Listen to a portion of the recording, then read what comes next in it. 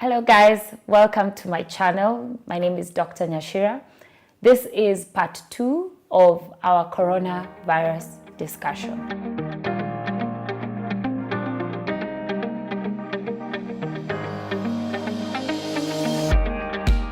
So we continue with the questions that came in. I told you there were very many. We'll try and answer as many as we can, and if we find that we cannot answer in this video, we'll do another video. So Beth asks, timelines please. How long from contact does one get a sore throat or fever or chest pain or cough?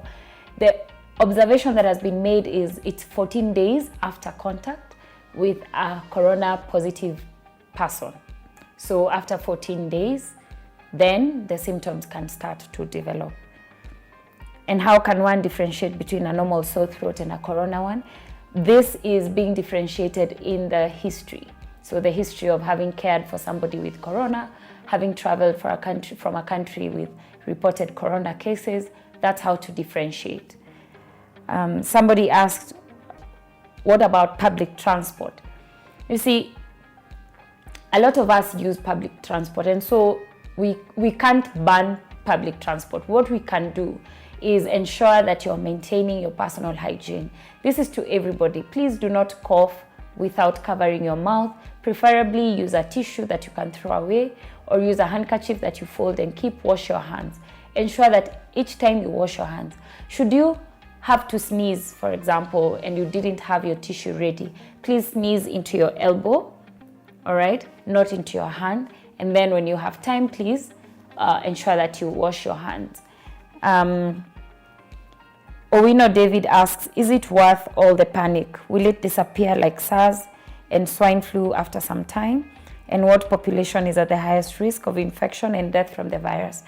The population highest at risk, we have already said in our first video, the elderly, the males are being found to be more susceptible, male over 55 years old, and also the people with other illnesses like heart disease, hypertension, and diabetes, and generally low immune status.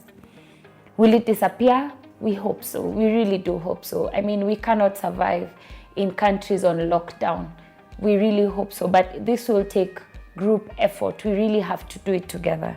Is it worth all the panic? I think it should be of concern to us. It should be of concern to us that even developed countries are on lockdown. That means it's spreading so fast, and our health system might not be able to withstand the traffic that it would cause if it spread too many people too fast. Somebody asked me, Jerry Cairo asks, this may be many videos from all our questions. Mine is, how do you doctors deal? How do you decompress? It's one thing to help us, and sometimes with strained resources. Jerry, I go for therapy, I go for counseling to try and just deal with the trauma, even outside this virus. But I'm calling out to the public to support your doctors, your nurses, your healthcare workers, even the cleaners who work in the health facilities. Please support them as much as you can. We will really, really need it. How do you self-medicate, seeing that it's not covered by insurance? I think insurances have spoken out and said that people are covered if you have your insurance up to date, that it's covered. Also, please do not self-medicate. This is one of those things you're better off being cared for by health practitioners unless you do not have symptoms. Please talk about what to do. This is from Amina Alizeti. Please talk about what to do in case you're infected. No one seems to be saying anything about that except self-quarantine. If you are infected, go to the nearest health facility, call the numbers that have been availed, please go to hospital. However, if you're cleared and sent to go back home, your healthcare provider and your practitioner should be able to guide you on how to go about it. Is the virus airborne? The statement we are using is that it's transmissible through droplets. That means the droplets that comes from our mouth as we talk, the droplets that come from our mouth when we sneeze, a running nose, if you come into contact with those and then it also comes to our body through our eyes, our nose, our mouth, then you're at risk of being infected. Do ACE inhibitors, I'm sure this is a doctor Hussein Varvani, yes, it's a doctor. Do ACE inhibitors increase the risk of COVID-19 infections? ACE inhibitors are used to treat cardiac disease and hypertension. So yes, this person is already in the vulnerable group. It is. I do not think that it is increasing the risk of infections. It's the underlying condition that's posing as the problem.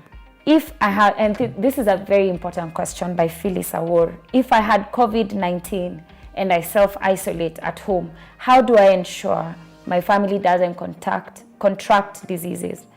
Online videos show family members taking care of COVID-19 patients with full PEP.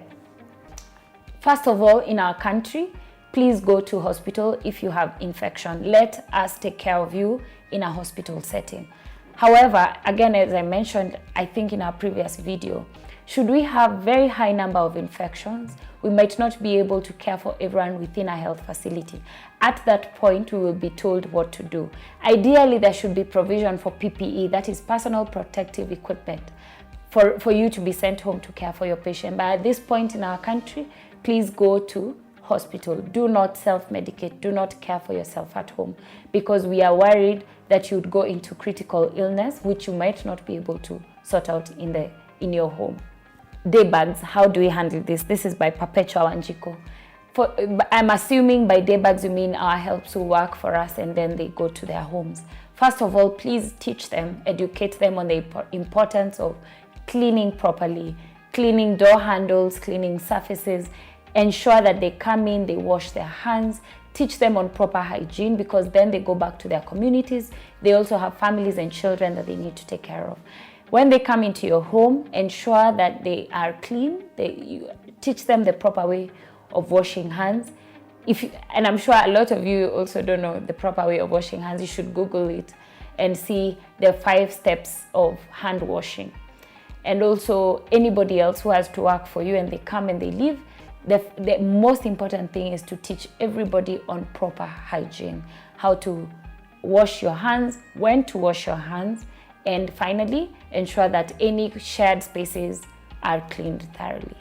It is impossible to finish all the questions in one video, and so I'll try and do as many videos as I can. If you have any more questions, any more comments, please comment on this video, ask on this video.